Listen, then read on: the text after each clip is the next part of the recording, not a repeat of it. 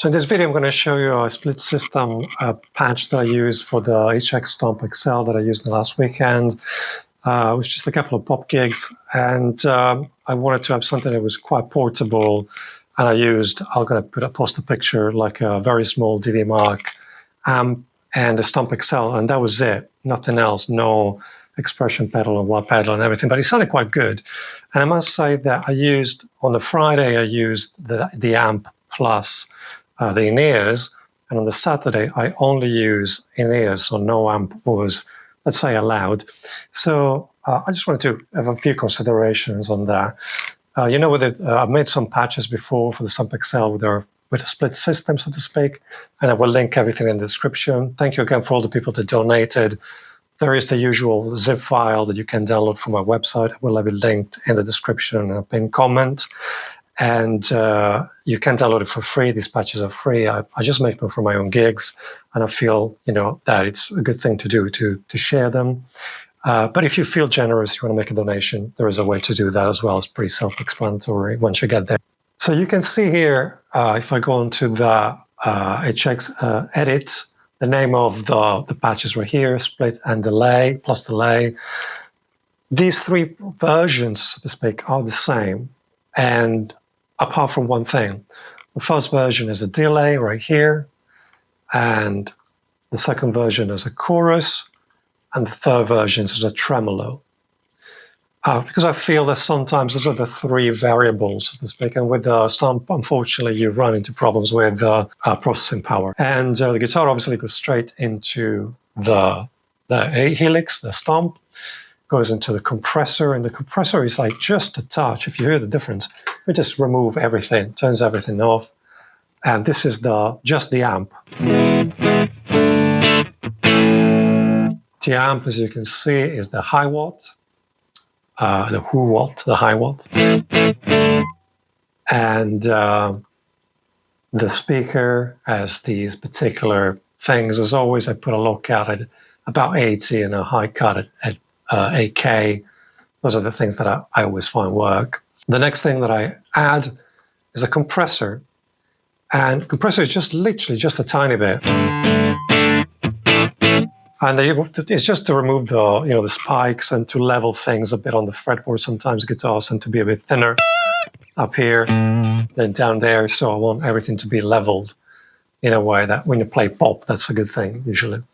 Then I can add the reverb as the dynamic plate.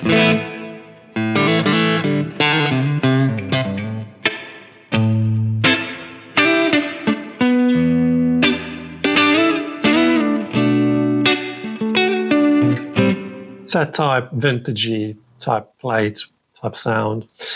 Then I have a tap tempo delay, which again is something I put pretty much in all the patches. It's a quarter note tap tempo delay. If I tap tempo, it changes obviously, so I can do most things. That's the one with the modulation. But I tend to have, the modulation here is on vibrato, but it is not very noticeable, so to speak. Then I have the overdrive that I use is this tube screamer,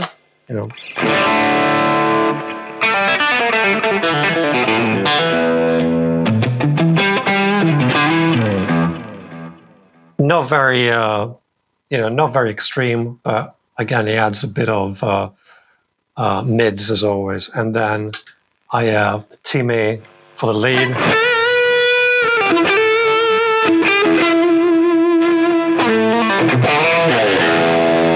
I think if you use it on the neck pickup, it gets a bit muddy, but I like that kind of thickness.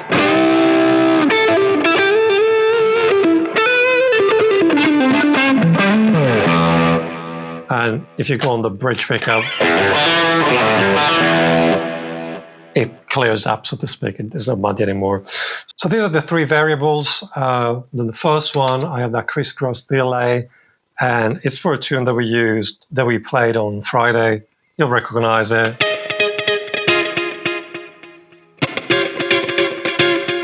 Is that type of sound, but I find that this particular combinations, particular preset, really like fills up the sound. It adds so much space and sustain.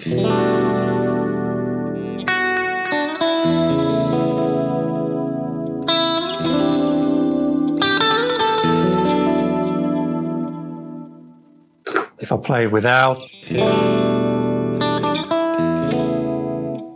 yeah, it's not the same thing.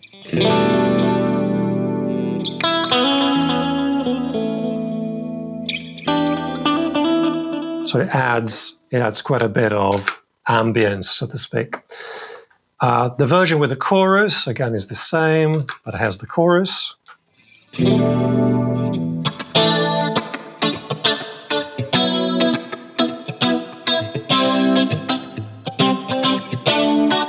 And it's classic, 80s. This is the Trinity, which, yeah, it's a classic chorus from the 80s. And then I have the tremolo for the third version. And this is on the tap tempo if I want to speed it up or slow it down.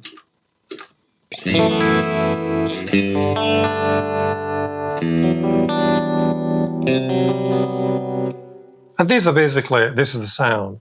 If I obviously you can see that on each patch there is this send, and if you put a jack in the send and basically that will send everything before the send. Sorry about the plain word, to the amp.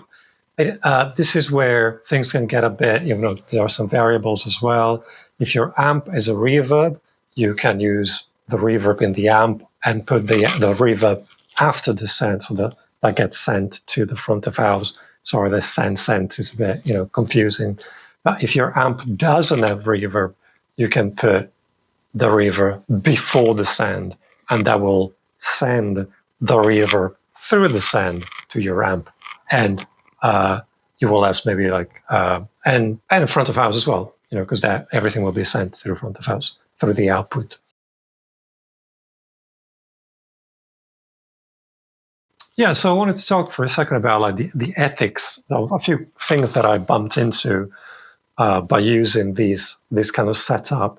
And I know that some people use the FRFR cabs nowadays, so you don't do the same thing. You just send the output to your cab, the FRFR cab, and then there will be a through, like XLR, that goes to the front of house. And so the front of house will have the same sound, and you use the FRFR cab just as a monitor. Pretty much this is what I'm doing with an amp. Okay, so I'm sending it before the amp and cab simulation, so that it's just an alternate way of doing that, basically, without having to get an FRFR cab. And the couple of things that I've bumped into there are a bit, question mark. And I would like to have, if you have some ideas, if you have some comments, if you have any experience with this, just make a comment, leave it in the comment section. And it'd be interesting to see what your experience is, because the silent stage for me is a silent stage for everybody, where either everybody uses a split system, so you have an amp and a modular that gets sent to the front of house, or nobody is an amp. Only the drummer is the only one that plays, that has any sound, so to speak, and maybe the singer, but that's such a low volume, that has any actual sound on stage. Because the problem is that, let's say, especially the bass sound through the amp will seep through the low end of everybody playing will seep through your in-ears and will bleed through your in-ears. And that can create situations where, let's say I had a gig with a bass player where he was the only one on stage with an amp. And I agree that it's easier, physically easier to play, especially if you play rock tunes. It's physically easier to play with the amp and the modular, because obviously the notes will sustain more. There's a lot of meat missing and a lot of body missing from the guitar. So that makes things more difficult. And there's sustain missing if you're playing just with the modular, because the speaker will resonate if you want like that big rock solo where you bend the string and then no sustains. You need the amp to do that. Unless, I don't know, I was looking into things like the freak out pedal where you have, it generates an artificial sustains. There's actually a block in the Stomp XL, and I made a sound with that, where you can use that effect. But then again, to me, that sounds quite artificial. It's not genuine. And you have to always press on that momentary foot switch to generate that. But yeah, so that creates a bit of an issue with the real sound of somebody else's amp. The vibration, especially the body and the low end, going through your ears, going through your body, and making it difficult to remove that. Especially if you're in close proximity to that amp. Sometimes if you're doing a big gig and a big stage, that's not really a big deal, to be honest. But if you're doing a small gig in a small stage where you have to keep the volume down, that can be a bit of a problem. And I actually had singers telling me to turn the amp down or even off because it was too close to the side of the background singers, and they could hear it through their ear system. And sometimes that's quite off-putting, so to speak, it's distracting, because you cannot turn it off. You cannot remove that sound, even if you're molded in ears. And obviously, if you ask the person to turn the volume down, that becomes, it's one of those situations where, you create a bad vibe, so to speak. You create already like a bad atmosphere in the band. So again, add some comments if you have a solution about that. And the other thing that have happened to me is that when I have a split system, and you can probably get away with this with an FR cab, but when I had an amp and I had a modeler, a sound engineer told me that he didn't quite like that because the sound from the modeler and the sound coming from the amp, even though the amp wasn't mic'd up, was just the sound you can hear coming through my amp on stage was very different. It was different. And he didn't like that. Maybe there was some kind of, in the fact, that has only happened to me once. Maybe it was all the residents in the room, I don't know. But again, that's something that is to be taken in consideration, so to speak. So yeah, these are all new problems with technology and this new technology of modeling, which there are small things. Obviously, the main thing should be you should learn how to play guitar and be able to communicate with people clearly and write good songs. Obviously, that's the main thing. But it's good to talk about these things and see if that there are solutions that are easier solutions, so to speak, than because these are new problems created by new technologies. But anyway, yeah, that was pretty much my my 2 cents on the split system. Again, remember the link to the zip file of these 3 patches will be in the description. If you can make a donation, that's highly appreciated, but they're free to download ultimately. That's it pretty much. Thank you again for all the donations. And if this is of any value to you, please share, like, subscribe, share this video on social media, send it to a friend, put it on any of the usual social media avenues. And that's it. Take care. Bye-bye.